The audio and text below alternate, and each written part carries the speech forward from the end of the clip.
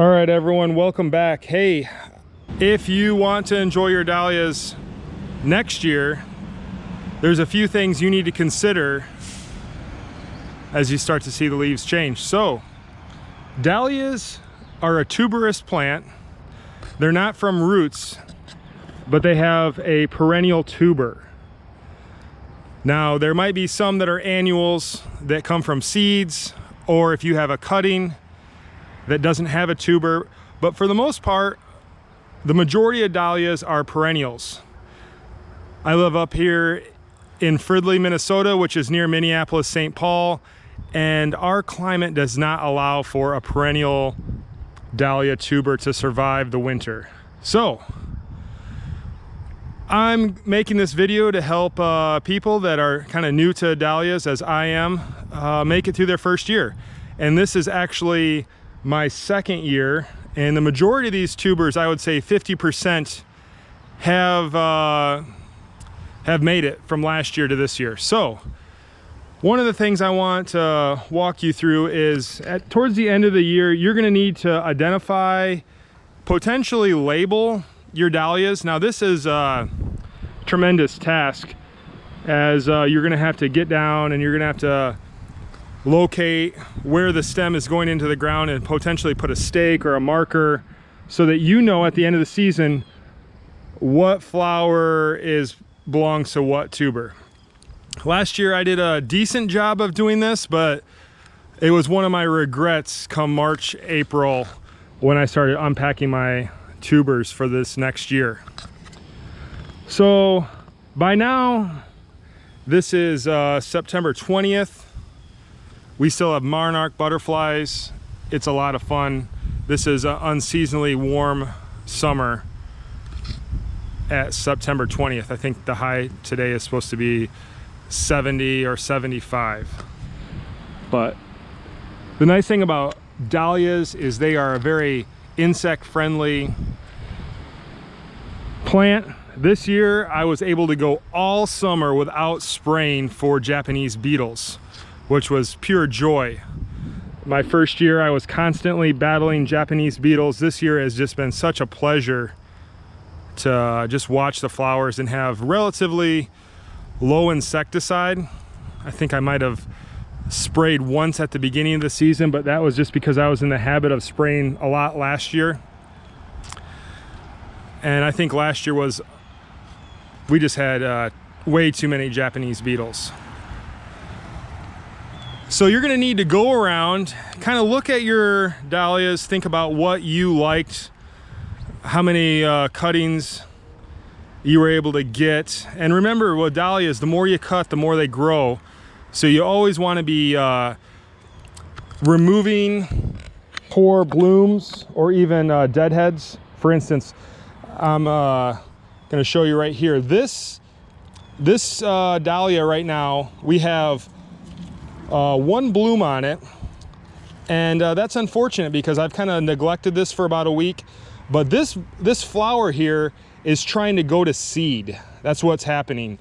So you just want to come back and you see here's a split right here. So you just remove that, compost it. But sometimes it gets confusing because you're wondering, is this going to bloom or has it already bloomed? One of the things I like to think of it, if it looks like an acorn or a point, that means it's going to seed. See, if I open this up, this is just a lot of energy going towards producing seeds, and you want to remove those often. Every time you see an acorn looking, you want to get rid of it.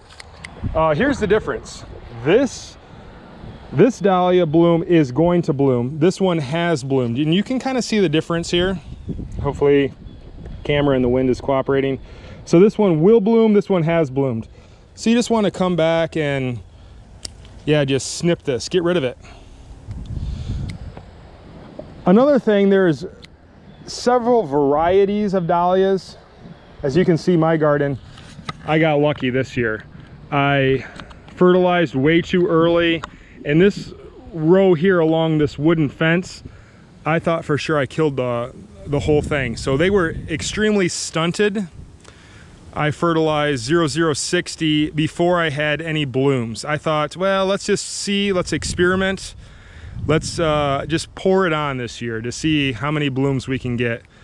And I would recommend everyone just hold off on fertilizing until at least after the 4th of July. So that's for Minneapolis, St. Paul area. But in general, I would recommend don't fertilize until you have at least 3 blooms, so the plant can adequately handle that fertilizer and distribute it to the blooms rather than just plant growth. So like I said, I got lucky. Last year, I planted these dahlias on this side way too thick. They were falling all over, and there wasn't a way to get and maintain them. So you might be able to see, but I've planted these in rows of 3, and I have a decent passageway that someone could get back here and work on the flowers, and that's been really helpful, minus the cobwebs. But as you can see, this dahlia right here is a common garden variety. This is called Lucky Number, and I especially enjoy this flower. It reminds me of a Dr. Seuss tale, and so I enjoy looking at it. Not so much this one right here. This is a new one we bought this year, and my only criticism of this dahlia is it hangs down. So here's a beautiful new bloom. Some people call these the dinner plates, and I'm not particularly sold on the dinner plates. Yes, they look beautiful when they first bloom, but I would say after 1 day of coming out of the bloom, see, even this one here is already starting to point down.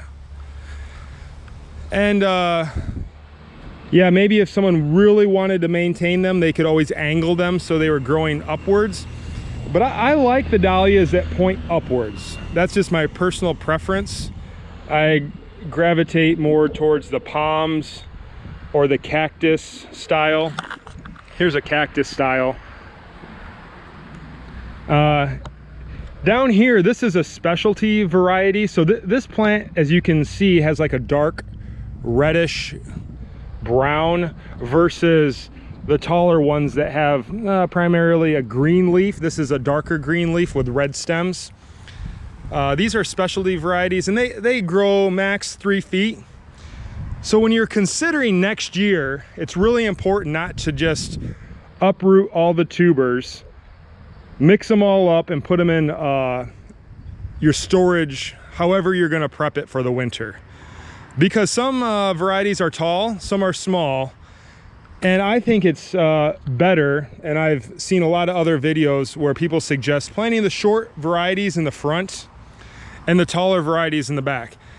And I think you will be most pleased as you continue to grow in this hobby if you adapt that instead of just throwing them all together and you don't know what tuber is what in March or April. So that's kind of some basics. As you're going and you're considering the end of the season, yeah, look for things like this. This is kind of like I think it's a dust or a film, maybe even a fungus. I don't think this is too concerning. It's been kind of wet. This is half shaded, so it's not cooking. As you can see, the top leaves here are clean, but the bottom starts to have that ash look to it. If you have dahlias that look sick, I would recommend, even if you spend a lot of money, don't overwinter them. Because you could start the next year with a sick tuber, a fungus diseased tuber, and then you're gonna have the same problem the next year. Just count your loss, start over. Another reason you don't want to have a fungus tuber in your pile is that fungus might wipe out your entire stock for the next year. So just realize, yeah, you spent a lot of money on buying bulb tubers, excuse me, but just get rid of it, start new. So this year I've kind of encountered a lot of the similar varieties. Here's a cactus white. I have a cactus red back here. This is a new one this year. I'm really enjoying this pink red. But if you have many tubers that you're kind of sick of looking at, considering, yeah, setting those aside, maybe trade them with someone. I have a friend that's we're going to be working together this fall on our tubers, and I'm sure he's going to want all the ones I don't want. And this is an excellent opportunity for you to divide your tubers and to give them away to people that are on the fence, that are they love the dahlia, but they're too concerned about the maintenance and care that these flowers need. So identify your tubers. And you know, as the summer went by, I started referring to some of my blooms with the wrong name. So here's another key thing that you should do. You don't have to, but when you go to the store, save all of your cardboard, save all the pictures. It's going to come in handy. I really love this cactus style. This one I saw today, but it was on the ground, so I really want to make sure to save that one. The Wizard of Oz did not come back that I'm aware of, so I'm going to put that to the side. I have one Vancouver that survived.